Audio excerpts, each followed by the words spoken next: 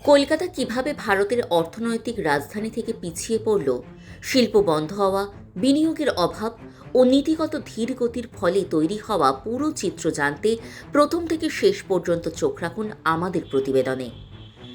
একসময় কলকাতা ভারতের অর্থনীতি, শিল্প ও বুদ্ধিবৃত্তিক জগতের অন্যতম প্রধান কেন্দ্র হিসাবে পরিচিত ছিল। ব্রিটিশ আমলে এটি ছিল উপমহাদেশের সবচেয়ে গুরুত্বপূর্ণ বন্দর নগরী ও বাণিজ্যিক রাজধানী। এখান থেকেই চা, পাট, কয়লা ও নানা ধরনের ইঞ্জিনিয়ারিং পণ্য আন্তর্জাতিক বাজারে রপ্তানি হতো। হাওড়া হুগলি শিল্পাঞ্চলের বিকাশ, জুট মিল, রেলওয়ে নেটওয়ার্ক এবং আধুনিক ব্যাংকিং ব্যবস্থার প্রসার বাংলাকে ভারতের প্রাথমিক শিল্পায়নের একটি শক্ত ভিতের ওপর দাঁড় করায়। একই সঙ্গে শিক্ষা, সাহিত্য ও মনন চর্চার ক্ষেত্রেও কলকাতা সারা দেশে দিক নির্দেশকের ভূমিকা পালন করেছিল। তবে সুদৃঢ় অবস্থান ধীরে ধীরে দুর্বল হতে থাকে নানা ঐতিহাসিক ও কাঠামোগত কারণে। 1943 সালে দুর্ভিক্ষ গ্রামীণ অর্থনীতি ও মানব সম্পদের ওপর গভীর ক্ষত সৃষ্টি করে। তারপরেই 1947 সালের দেশভাগ বাংলার শিল্প কাঠামোকে বড় ধাক্কা দেয়। পূর্ববঙ্গ আলাদা হয়ে যাওয়ায় পাট শিল্প সহ বহু কারখানা কাঁচামালের ঘাটতিতে পড়ে। পাশাপাশি বিপুল সংখ্যক শরণার্থীর আগমন সামাজিক ও আর্থিক চাপ বাড়িয়ে তোলে। ফলে রাজ্যের অর্থনৈতিক পুনর্গঠন আরও কঠিন হয়ে ওঠে। স্বাধীনতার পর পশ্চিমবঙ্গের রাজনৈতিক ও অর্থনৈতিক দৃষ্টিভঙ্গি দেশের কয়েকটি অন্যান্য রাজ্যের পথ চলা থেকে আলাদা হয়ে ওঠে।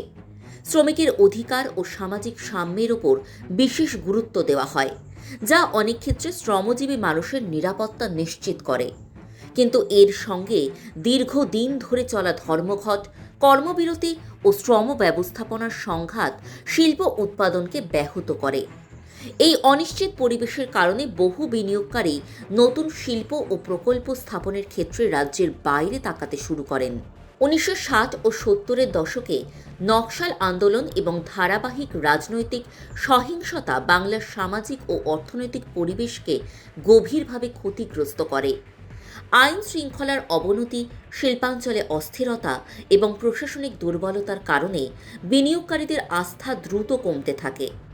একসময় দেশের কর্পোরেট সদর দপ্তর ও শিল্প ব্যবস্থাপনার অন্যতম কেন্দ্র হিসাবে পরিচিত কলকাতা ধীরে ধীরে সেই গুরুত্ব হারিয়ে ফেলে। পরবর্তীতে 1991 সালের অর্থনৈতিক উদারীকরণ ভারতের বিভিন্ন রাজ্যের জন্য উন্নয়নের নতুন দিগন্ত খুলে দিলেও পশ্চিমবঙ্গ সেই সুযোগ পুরোপুরি কাজে লাগাতে পারেনি। যেখানে মহারাষ্ট্র, গুজরাট, তামিলনাড়ু ও কর্ণাটক শিল্প ও পরিষেবা খাতে দ্রুত অগ্রসর হয়, সেখানে বাংলায় নীতিগত স্থবিরতা, দুর্বল অবকাঠামো এবং বিনিয়োগ বান্ধব পরিবেশের অভাব প্রকট হয়ে ওঠে। এর সরাসরি প্রভাব পড়ে কর্মসংস্থানে। ফলে মেধাবী তরুণ ও দক্ষ শ্রমশক্তি কাজের সন্ধানে রাজ্যের বাইরে চলে যেতে শুরু করে।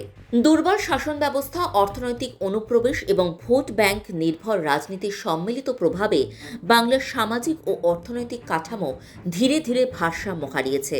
এর ফলে সম্পদ বণ্টনে অসাম্য বেড়েছে, কেন্দ্র ও রাজ্যের পারস্পরিক সহযোগিতায় ফাটল ধরেছে এবং প্রশাসনিক কার্যকারিতাও প্রশ্নের মুখে পড়েছে। দীর্ঘমেয়াদে এই পরিস্থিতির নেতিবাচক প্রভাব পড়েছে শিল্পায়ন, পরিকাঠামো উন্নয়ন ও কর্মসংস্থানের সুযোগের ওপর। বাস্তবে বাংলার এই অবনমন কোনো একটি ঘটনার ফল নয়।